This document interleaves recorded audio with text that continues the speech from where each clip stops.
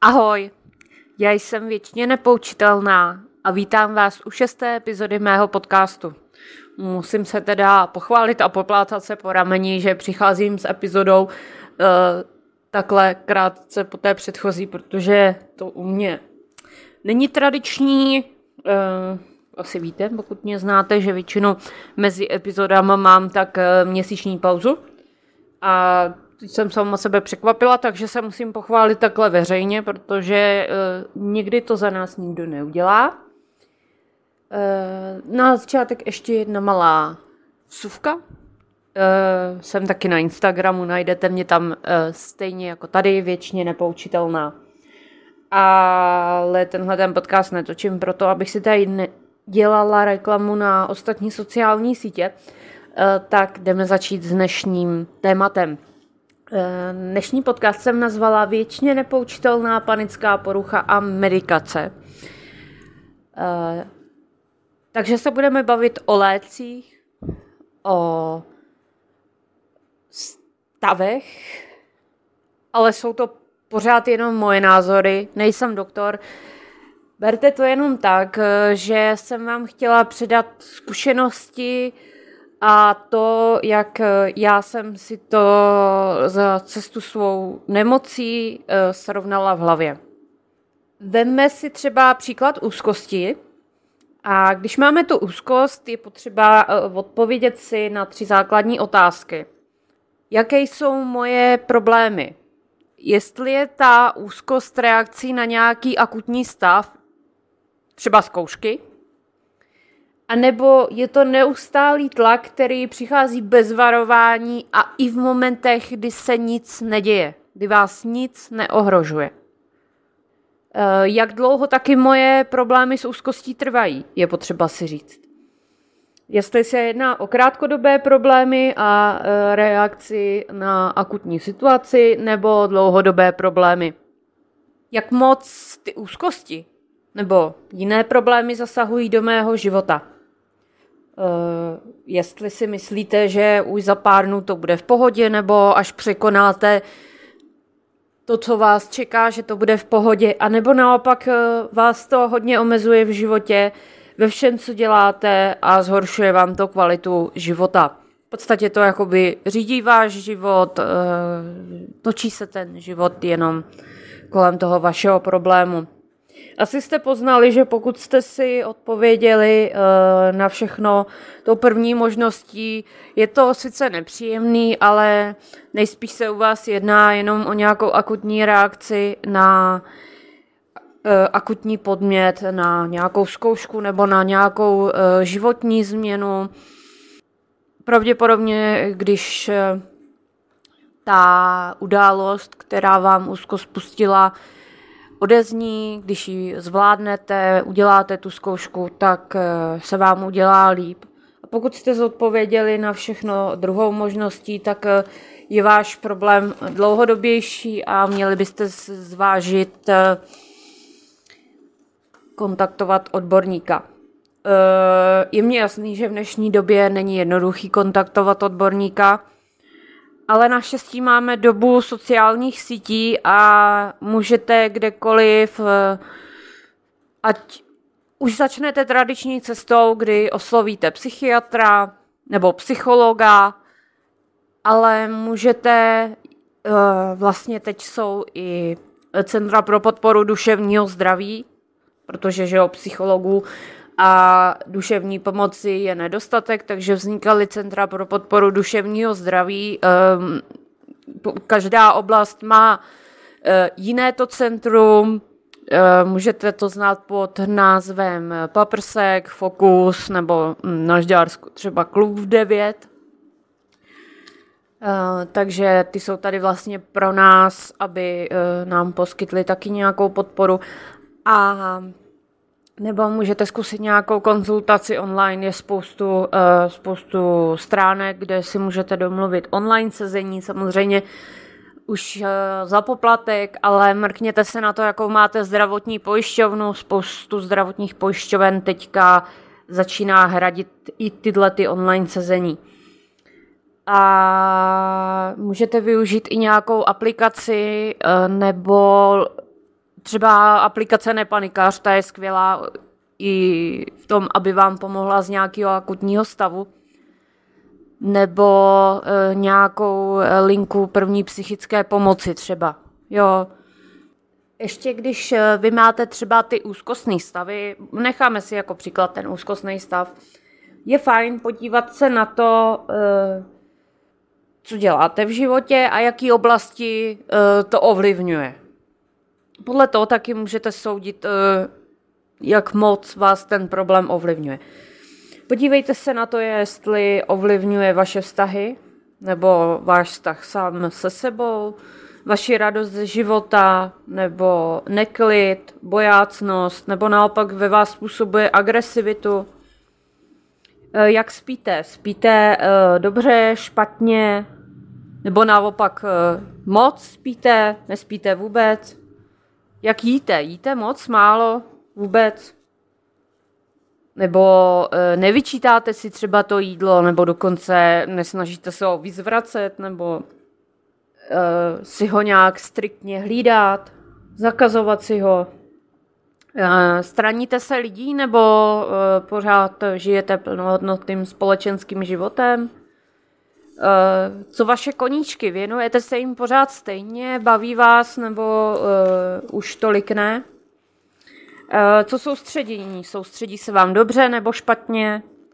Jo, to jsou tady otázky, na které bych se sama sebe zeptala, když bych v sobě začala pociťovat úzkost, třeba tu úzkost, kterou jsme si vzali jako příklad, a abych si tak jako zjistila, jak moc mě do toho života zasahuje, protože jestli si vlastně ve spoustě tady těch otázek odpovíte nějakým způsobem, že vám to změnilo ten váš život k horšímu, tak bych podle mě už neváhala a navštívila odborníka. Pokud se jedná samozřejmě o nějakou pouze akutní reakci, nebo si chcete prvně zkusit sami, tak tady mám pár typů, co jsem kdy zkoušela, nebo co provozuji i teďka, co pomáhá. Sdílení. Mně pomáhá jak sdílení s přáteli, s rodinou. Já opravdu, co se týče jako diskuze o psychickém, duševním stavu, duševních onemocněních, nemám problém. Vím zase, mám třeba kamarádku, která o tom, že má taky duševní nemoc, nám řekla až docela po dlouhým čase a moc si cením toho, že si k nám měla tu důvěru. Jo, takže každý nejsme takovej, ale můžete furt sdílet s ostatními ty svoje stavy nebo problémy, co máte. Nemusíte vyloženě třeba zrovna řešit to, že máte strach, že máte úzkost nebo že máte nějakou duševní nemoc. Můžete taky sdílet v různých komunitách na Instagramu a různých jiných stránkách. Můžete si prostě vybrat, ale to sdílení je důležitý. Hodně důležitý je dát sám sebe na první místo, i když je to možná podle někoho trošku sobecký, ale proto, aby se vám to udělalo v tu chvíli líp, je to podle mě docela nezbytný. A vy třeba, když chcete někoho vyslechnout nebo mu pomoct, to není jakoby problém, ale problém je, když z problémů ostatních se začínají stávat i ty vaše problémy, jo? Že je fajn jako být tu pro ostatní podporou, jo, nějakou vrbou, ale neodnášejte si ty jejich problémy do svého domova, protože ani oni si ty vaše neodnáší sebou. Když si chcete zkusit pomoct sami, tak se podívejte na to, jak trávíte svůj den, jak trávíte čas. Zkuste vyvážit ten čas, který investujete do práce, s tím časem, kdy odpočíváte.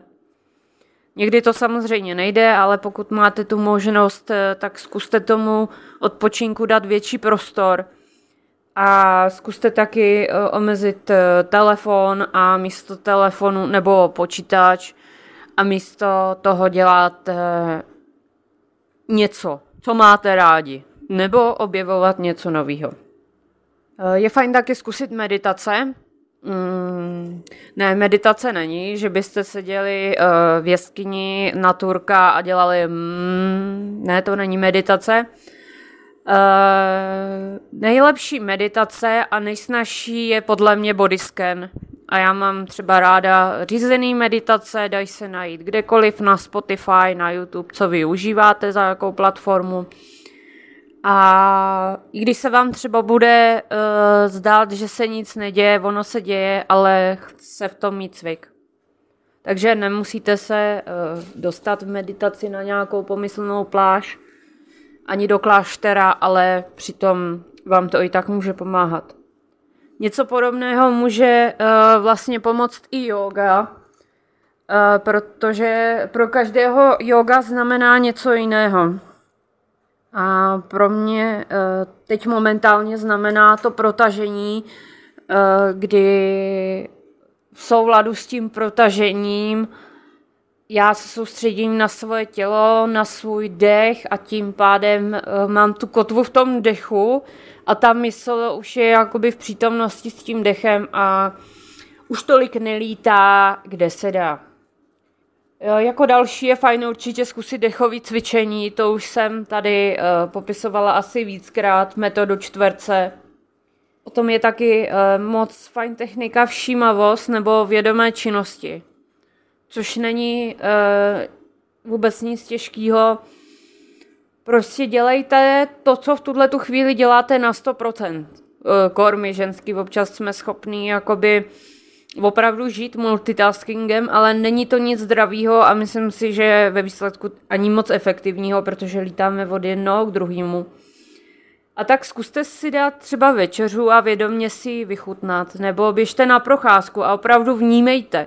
Neberte si sluchátka a vnímejte, jestli slyšíte ptáky zpívat, jezdit auta nebo nějaký hovor, nebo nějaký hluk. Co tam cítíte? Smrdí tam něco, nebo už voní tráva, nebo cítíte syrový vzduch? Pozorujte vaše tělo, jak se cítí. Je vám teplo nebo zima?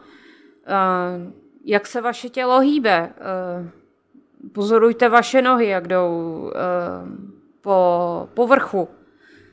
Jdete pískem, po chodníku, vrže vám něco pod botama. Podívejte se na to, jak se vaše nohy hýbou, jak celé vaše tělo pracuje při malých krůčcích. Jak je to vlastně úžasné. Jo, a můžete tuhletu všímavost aplikovat kdykoliv. A zase jde o to, že se tím ukotvíte v přítomném okamžiku. Další moje rada, co byste mohli vyzkoušet, je věnovat se pravidelně nějakému koníčku nebo vyzkoušet nějakou novou činnost. Je prostě v tu chvíli potřeba najít si nějakou činnost, který dáte 100%, nebude vám u toho tolik lítat mysl a v nejlepším případě u toho zažijete flow, jo? To by bylo úplně nejlepší, u toho zažít flow. Co bych doporučila z doplňku stravy? To se budeme držet hodně při zdi, protože já teď momentálně nejsem toho úplně příznivec. Ale určitě vyzkoušíte hořčík, protože tím nic neskazíte. Jo. A ten hořčík je doopravdy potřeba brát. Nejenom na ty nervy, ale i třeba na problémy se zády nebo s křečemi. Takže zkuste hořčík, anebo nějaký jednoduchý bylinný čaj. Nejvíc bych doporučila meduňku, protože meduňku doporučují i odborníci, není návyková, nebo necítíte se potom, jak světí, anebo nemá vliv na nějaký orgány. Jo. Třeba moc bych nedoporučila třezálku. No. Prostě ta meduňka sama ju užívám pravidelně večer, si vařím meduňkový čaj a opravdu to ničemu nevadí. Co naopak z vlastní zkušenosti moc nedoporučuji, to jsou právě ty doplňky stravy dostupné ve volném prodeji. Nejhůř teda ještě třeba někde v drogerii nebo jinde, protože to, co prodávají třeba v těch drogeriích, má úplně jiný obsah těch vitamínů, nebo toho, co si kupujete zrovna, než v té lékárně. Jo. To když jsem teda někde zaslechla, tak jsem byla velmi překvapená. A už vůbec bych nedoporučovala experimentovat s nějakýma přípravkama na úzkost, depresi nebo na nějaké psychické stavy, jo. Tady s těma doplňkama vidíte to prostě furt v televizi, nějaký jako, víte co, no, v reklamách já tady nechci zmiňovat konkrétní značky, ale je jich tam spoustu s polštářkama, s levandulí a kde si co si, jo. Už vůbec ani ne na poruchy spánku, protože já jsem zkoušela něco, co bylo na podporu melatoninu, tvorby melatoninu. A opravdu já už jsem pak bez toho nedokázala moc usnout, jo. Takže ne, tohle to opravdu nedoporučuji. Prošla jsem různýma vývojema a teď vám jako sama za sebe spíš doporučím, že když vám nepomůžou nějaký techniky na uvolňování a opravdu nějaký ten hořčík nebo něco, radši se běžte poradit s odborníkem. Potom, co mě strašně štve, je, že z mýho okolí mám pár zkušeností, že jim třeba antidepresiva nebo léky na úzkost předepsal obvodní doktor, bez toho, aniž by je vlastně pořádně vyšetřil, jo. Kamarádka prostě mezi dveřma a že jako se tak úplně necítila, že nemá náladu a už měla antidepresiva, jo. Jenom takhle, jo. A jako nejsem odborník, ale z hlediska tohohle, jak jsou psychické nemoci jako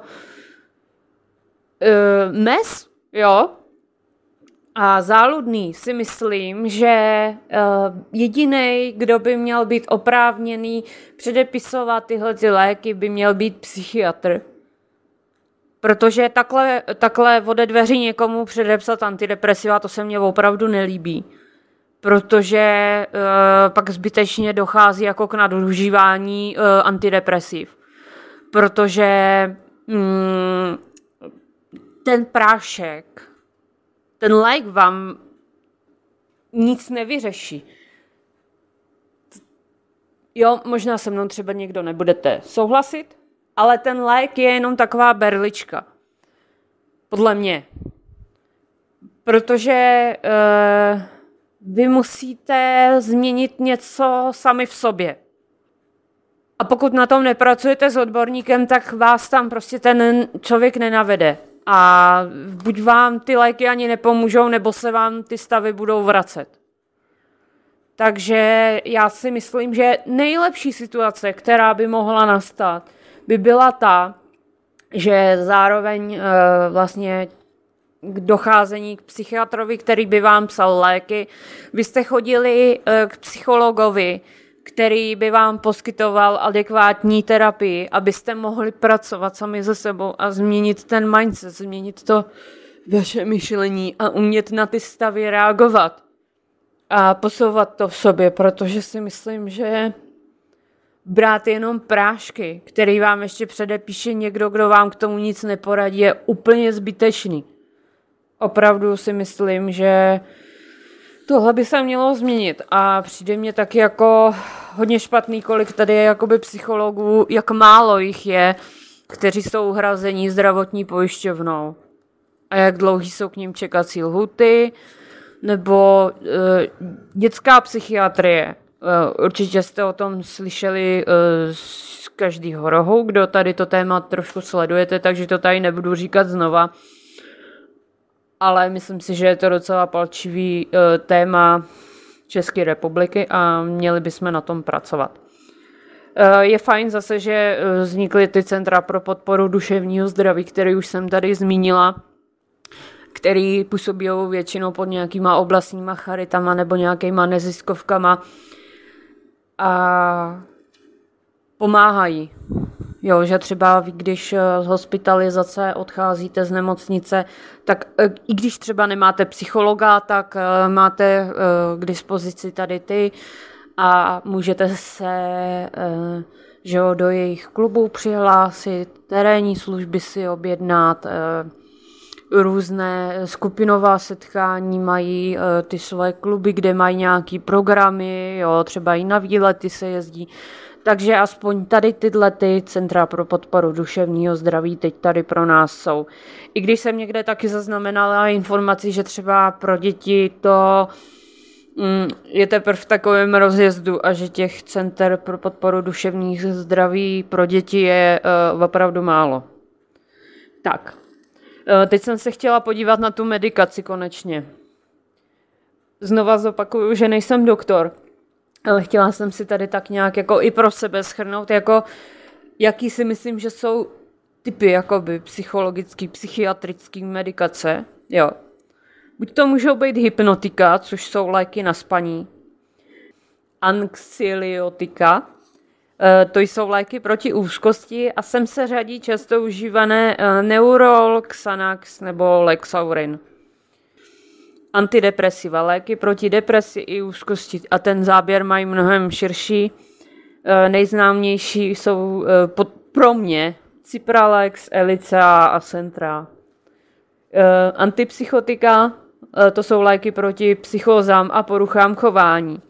Z těch antipsychotik znám teda jen Quetiapin, ale nemám žádnou poruchu chování, teda aspoň nediagnostikovanou. Ale ten Quetiapin, já jsem ho jednou dostala od paní doktorky, ale trošku mě to překvapilo, když jsem si začala číst příbalový letáček. Ale prosím vás, Quetiapin, četla jsem to i v různých diskuzích a i jsem se takhle na to informovala, že Quetiapin se v malých dávkách předepisuje při problémech se spánkem, jo. A mám s ním dobrou zkušenost, jo. Teď už spánek se mi zlepšuje, takže ho mám doma jen tak jakoby pro případ, když něco, jo. Takže to znamená, já nevím, třeba jednou za 14 dní si třeba dám tabletku, jo. Nebo ani ne, jo. Ale mám ho doma prostě pro případ. A sama za sebe můžu říct, že funguje spolehlivě bez nějakých vedlejších účinků. Pak tam byla ještě další skupina ostatních, co jsou nějaký stimulancia a nootropika. Chtěla jsem se ještě podívat na druhy antidepresiv, protože mě jako zajímalo, jak se vyvíjely. Tam se vlastně dělají ty antidepresiva podle toho, na co se soustředí to zpětné zachytávání. Aspoň takhle jsem to pochopila. A že jsou 4 generace antidepresiv. První generace, tricyklická, tam byly časté nežádoucí účinky. Pochopila jsem, že jaterního charakteru nebo třeba nějaké kardiologické. Druhá generace, ty byly lépe snašenlivé a s méně vedlejšími účinky. Třetí generace SSRI, tam ty pracují na bázi zachytávání zpětného serotoninu a s léčivými látkami sertalin a citalopram. Čtvrtá generace SNRI, zachytávání serotoninu a non-adrenalinu. Jako poslední bod v dnešní epizodě tady mám pro vás jako třešničku na závěr moje zkušenosti. Moje léky, které tady beru a jak bych je hodnotila. První zkušenost s léky, kterou jsem měla, byl Guaiacuran, který je volně dostupný bez předpisu. Ale mě ho teda předepsala obvodní doktorka. On tam měl něco v tom smyslu, že při kašli se používá na nějaké uvolnění a taky před nějakými jakoby vystoupeními. No, když jsem otevřela nějaký internetový diskuze, což bych jako moc nedoporučovala, ale viděla jsem tam jako názory lidí, kteří to užívají jako pravidelně. Mají třeba úzkosti a používají Guaiacuran pravidelně. Což bych teda opravdu nedoporučovala. Na jediný, co si myslím, že je to fakt jako dobrý, když máte prostě nějaké jakože vystoupení a jste z toho nervózní, tak si cvaknout tohleto, jo. Prostě jednou za 100 let tohle. Ale určitě to nevyužívat dlouhodobě. A radši se o tom stejně i tak poradit s lékařem nebo aspoň s tím lékárníkem. Jinak ten Guaiacuran neskutečně na mě jakoby působil, že jsem byla taková otupělá, až bych jako to nazvala světa. Takže na to, že je to vlastně volně dostupný lék z lékárny, mě nejvíc jakoby ovlivňoval, bych řekla. Pak mám zkušenost teda s tím quetiapinem, který taky vlastně beru nepravidelně. Můžu si ho vzít, když cítím, že mám problém usnout. Teď už ho skoro neberu. Říkám, většinou to jsou takový ty případy, kdy třeba nevystihnu tu svou usínací dobu a buď se zamotám do nějaké myšlenky, nebo se prostě rozjedu, nějaká jsem nadšená, nebo přijdu domů dlouho a převaluju se, nebo i dopředu si to uvědomím, že bych se převalovala, tak si ho dám. Teď už ho brát nemusím tak často. Když vlastně mě ty úzkosti v loni začaly, tak to bylo hrozný ty noci teda, to vám nepřeju prostě. Já už jsem pak ani nevěděla, jako kolikrát jsem se zbudila, nebo jestli jsem vůbec spala, nebo jestli už jsem byla zhůru a to prostě jste tak unavení neuvěřitelně. A tak vám to zhorší tu kvalitu toho dne a jste podráždění, jo. A ještě prostě se vám to furt jako cyklí, že jo, protože vy jste naštvaní z toho, že jste blbě spali a teď co, když to bude zase znova. A delší dobu se mě to takhle točilo, až vlastně a i v nemocnici, tam jsem si párkrát mohla jít pro nějaký prášek, ale jakoby dlouhodobě mě ho nedali na užívání. A až vlastně paní, jakoby moje psychiatrička, tak tam mě vlastně po té hospitalizaci se ptala, jaký mám to spaní a bylo to jako tehdy tak jako na houpačce, takže mě právě předepsala slabou dávku toho quetiapinu na to spaní a bylo to teda někdy v tom květnu a mám ho doteďka a opravdu ho neberu často, ale jsem ráda, že tu tabletku tam mám, kdyby bylo potřeba. Další, s čím mám zkušenost, je Elicea, a nebo taky jsem jednou dostala Itakem v lékárně. Tvrdili mě to, že je to plnohodnotná náhražka té Elicei, já nevím, mně se to tak nezdálo, ale že jo, byl to začátek, kdy jsem to jako brala, tak jsem to možná jakoby pocitovala jinak, no. Ta Elicea, že jo, to už jsem tady říkala, že jo, ta je z ty řady SSRI, že jo, která se soustředí na ten serotonin, zvýšení hladiny serotoninu, že jo, ten ovlivňuje všechno, že jo, jak spánek, tak dobrou náladu. Já když jsem začala brát antidepresiva, tak vy dostanete informaci, že jo, že se ten stav může zhoršit, dostanete taky příbalový leták, v kterém jsou různý děsivé věci. A ještě děsivější bylo, když jako ty věci opravdu nastaly, protože mě to rozjelo takovou jakoby nekončící panickou ataku, kdy já jsem se bála, že zešílím, ztratím nad sebou kontrolu, že bych si něco udělala v takovém stavu. Jo. Tohodle já jsem se bála a proto já jsem se nechala hospitalizovat v nemocnici. Takže i tohle se může rozjet, když začínáte brát antidepresiva, protože já si myslím, že to mám spojený s tím začátkem braní těch antidepresiv, protože nikdy se u mě takové myšlenky nevyskytly a nikdy předtím a nikdy potom. Jo, pak párkrát to tam třeba jako cinklo, ale prostě už jsem věděla, to sem jako nepatří, tak se to jako zase prostě rozplynulo, jo.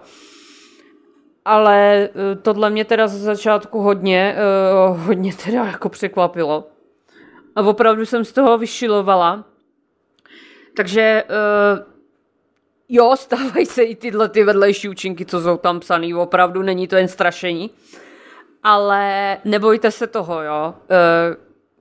Nikdo to nebude brát špatně, že vy se necháte hospitalizovat, abyste jakoby pod dohledem začali brát jako ty léky. Nikdo vás za to nebude vinit, že to jako nezvládáte, nebo to. Je to prostě normální, děje se to. A i když se tohleto jako děje, tak je to vlastně v pořádku. Já jsem teď ráda, že jsem ty léky nepřestala brát, jo. Protože pak se to fakt uklidnilo, jo. Takže já jsem vlastně teďka s antidepresivama od dubna loňského roku a jsem s tím úplně v pohodě. Nemá to na mě vůbec vliv, že bych třeba ani na únavu, ani na nějaký jiný stavy, jo. Třeba ze začátku si pamatuju, že jsem tam ještě jakoby delší dobu stávalo, že se ten stav vystřídal, že třeba jako z nějaký jako melancholie to rychle jakoby vlítlo prostě do nějaký radosti, jo, tak to bylo takový jako, když jsem na to ještě přidala nějaký ty léky na úzkost, že jsem byla taková jako třeba rozesmátá jako hodně před spaním, jo. Takže to bylo takový legrační, jak to lítalo, ale opravdu se toho nebojte, ono se to uklidní. A myslím si, že to není nic, za co byste se měli stydět, že takovýhle lék berete. A kdo říká, že jo, ten by se měl stydět sám za sebe, podle mě. Protože jsme prostě vyspělá společnost, děje se to, táhneme si sebou traumata z dětství, je na nás neskutečný tlak ve všem, v dokonalosti, v práci, ve vztazích, tak se nedivme, že někdy je to na nás moc. Poslední lék, co beru, jo, kdyby vás teda zajímalo tu Eliceu, těch mám 20 mg ráno.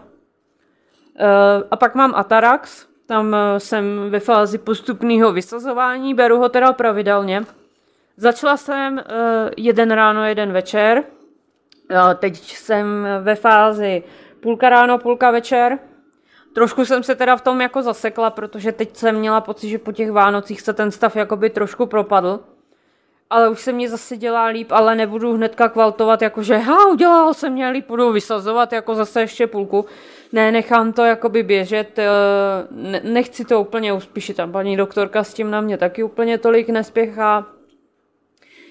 Atarax jsou vlastně léky na úzkost. Jo, někdo to bere třeba jako jenom nárazově, že prostě když má třeba nějakou úzkostnou epizodu nebo vyloženě panickou ataku, že si ten Atarax dává a hodně jako jsem slyšela, že to jako uklidňuje, až to jakoby uspává. Já jak ho beru dlouhodobě, tak to na sobě tolik nepozoruju, ale když jsem tak jakoby vzpomínala, když mě ho jakoby nasazovali, tak je pravda, že když jsem si to dala a třeba mě dali poprvé ten celý, tak já jsem myslela, že zachrápu prostě před tou komunitou, to bylo hrozný, jo. Takže asi něco na tom je, ale jak ho mám teďka dlouhodobě, tak už mě to tolik neovlivňuje.